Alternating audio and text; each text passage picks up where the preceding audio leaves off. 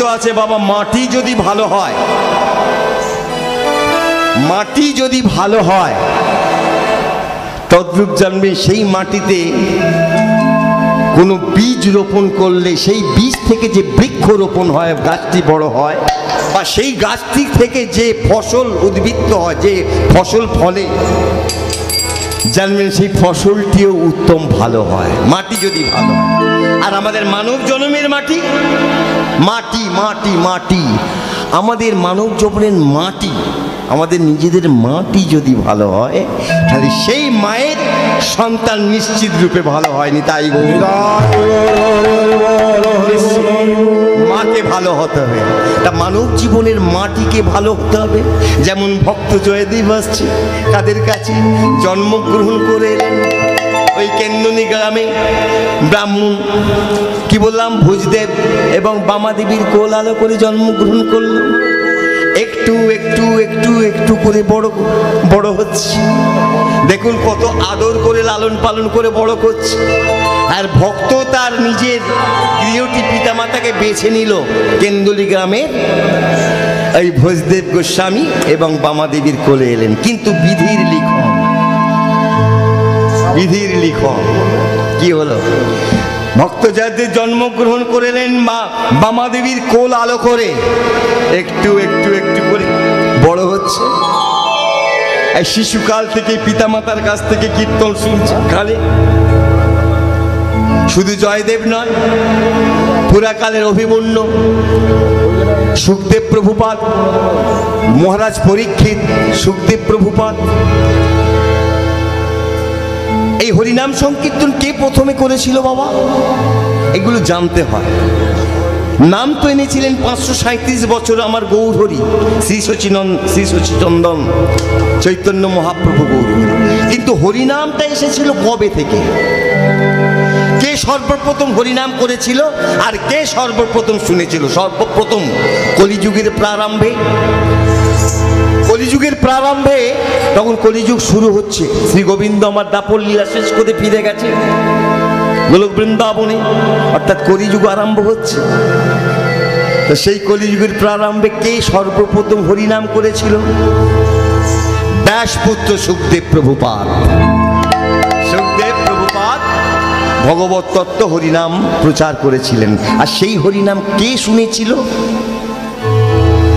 মহাভারতের শেষ প্রদীপ, শেষ সত্তার মহারাজ পরীক্ষিত। ধর্মরাজ যুধিষ্ঠিরকে কথা দিয়েছিল, আমি আপনার মতো ধর্মরাজ্য পালন করব, কথা দিতে হয়েছিল। কিন্তু পরিশেষে সেই কথা রাখতে পারেনি, কারণ কলিযুগ আরম্ভ হয়ে গেছে। কলিরাজ ওই রাজা পরীক্ষিতের স্কন্ধে ভর করেছিলেন। মৃগয়া করতে গিয়ে ছোট্ট করে বলছি, ওই রাজার স্কন্ধে ভর করেছিলেন কলিরাজ।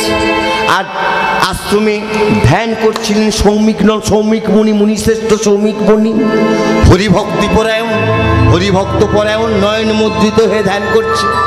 সে জানে না কি ঘটছে। তো যখন কলিরাজ ওই রাজা পরীক্ষিতের স্কন্ধে ভর করলো, দেহে ভর করলো, ক্ষিপ্ত হয়ে রাজা উগ্র হয়ে ক্রোধিত হয়ে পাশে পড়েছিল, আশ্রমের পাশে যেখানে ঋষি ধ্যানস্থ ছিলেন, সেই ধ্যানস্থ ঋষির পাশে নিজের ধনুকে অগ্রভাগ দিয়ে মৃত সর্প জড়িয়ে দিয়েছিলেন শ্রমিক মুনির স্কন্ধে। মৃত সর্প জড়িয়ে বৈষ্ণব অপরাধ হয়ে গেল। মুনি কিছুই জানে না। মুনির ছেলে শৃঙ্গি, যার নাম 8 বছর বয়স, সরস্বতী নদীর জলে স্নান করছিল।